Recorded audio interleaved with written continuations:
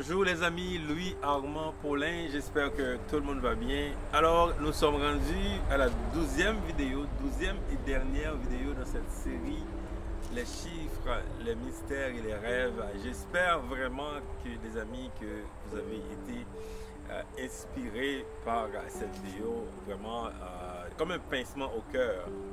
Un pincement au cœur, oh my god, c'est terminé déjà cette série, c'était excitant vraiment, je vous le dis là, parce que même au départ, je ne pensais pas que j'allais avoir 12 vidéos pour partager là, mais gloire à Dieu qui m'a permis vraiment de clôturer cette série sur YouTube, 12 vidéos sur les rêves, les chiffres, les mystères. Aujourd'hui, je vais parler du mystère du 12, évidemment, mystère du 12.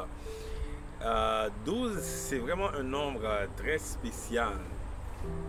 Vraiment un nombre très spécial dans la vie. Vous savez que nous avons 12 mois de l'année.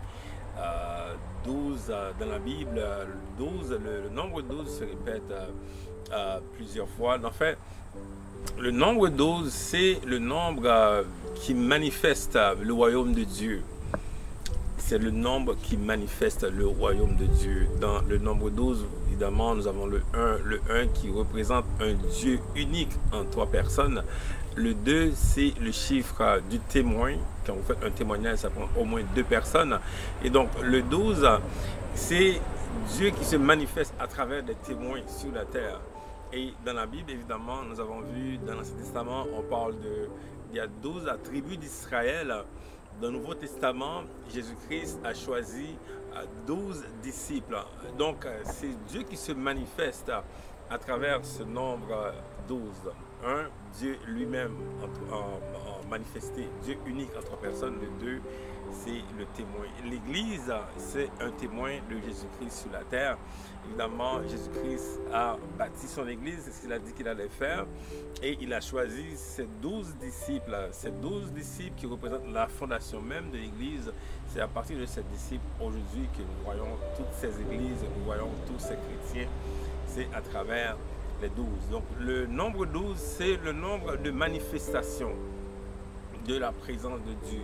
C'est le royaume de Dieu. Et le royaume de Dieu, c'est un royaume qui est mystérieux. C'est la présence du Saint-Esprit de Dieu sur la terre. C'est un royaume qui est mystérieux, c'est un royaume qui est invisible. C'est pas tout le monde qui va le voir, ce royaume. Et Jésus-Christ l'a dit lui-même, pour voir ce royaume, il faut être né de nouveau. Ce n'est pas tout le monde qui va voir ce royaume. Des fois, je peux parler de ça, là, les gens vont dire de quoi tu parles. Exactement parce qu'ils ne sont pas dans ce royaume, ils ne comprennent pas nécessairement de quoi je parle. Jésus-Christ, vous comprenez très bien aussi dans son histoire, Jésus-Christ a passé 30 ans dans la communauté. À 30 ans, il a commencé son ministère. Il parlait justement de ce royaume mystérieux, de ce royaume vraiment invisible que personne ne voyait. Il disait que ce royaume allait venir. Et sur la terre, ce royaume est représenté par la présence du Saint-Esprit de Dieu, qui choisit des témoins, des personnes qui parlent de lui, des personnes qui racontent le témoignage de ce royaume. Ce royaume est réel, ce royaume est vivant, ce royaume est puissant, ce royaume évidemment est invisible. Mais ce royaume, nous le vivons, nous le savons que c'est vrai. Et aujourd'hui, vraiment, je suis vraiment très heureux, très content et surtout très béni et inspiré par le Seigneur pour vous partager ce royaume. Ce royaume qui est présent, ce royaume dont je fais partie, dont je témoigne également la présence du Saint-Esprit, qui témoigne que Jésus-Christ a vraiment vécu sur cette terre, que Jésus-Christ est vraiment le sauveur de l'humanité, que Jésus-Christ est vraiment ce serviteur parfait, celui qui a vécu une vie parfaite devant le Seigneur, que Jésus-Christ est vraiment ce bon berger, ce sauveur, ce bon berger, celui qui est venu, ce pasteur qui avait la compassion pour les gens. Jésus-Christ est vraiment le Fils de Dieu, Dieu lui-même. Alors ce royaume est manifesté dans nos vies, c'est un royaume qu'on voit, ceux évidemment qui font partie de celui-ci, ou évidemment ceux également qui sont nés de nouveau. Aujourd'hui, je te pose la question, pendant que tu me regardes, tu dis, est-ce que toi, tu fais partie de ce royaume?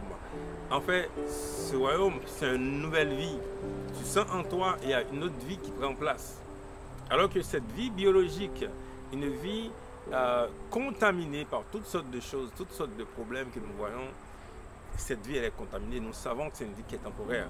Cette nouvelle vie qui est la vie du royaume de Dieu, du Saint-Esprit qui prend place, on sent, moi je le sens que c'est une nouvelle vie que j'ai reçue.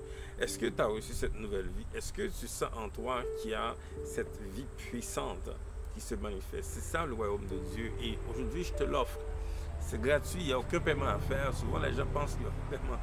Il n'y a aucun paiement à faire, c'est gratuit. Tu as juste qu'à accepter Jésus-Christ, tu as juste qu'à reconnaître que dans ta vie, il y a trop de choses que tu ne peux pas comprendre et même résoudre. Mais tu dis que oh Seigneur Jésus, je reconnais que c'est toi le Sauveur. Je reconnais que c'est toi qui es venu avec un nouveau royaume, avec un royaume de puissance et de gloire. Alors que le monde, il y a tellement de méchanceté. On voit les ténèbres, on voit le royaume des ténèbres qui se manifeste à travers les gens, avec la méchanceté, le racisme, toutes sortes de choses qui arrivent dans ce monde. Nous savons que c'est un monde qui a des ténèbres et nous savons également qu'il y a ce royaume, le royaume de la lumière. Ce royaume, c'est le mystère du 12. Soyez bénis les amis et bonne journée. À bientôt.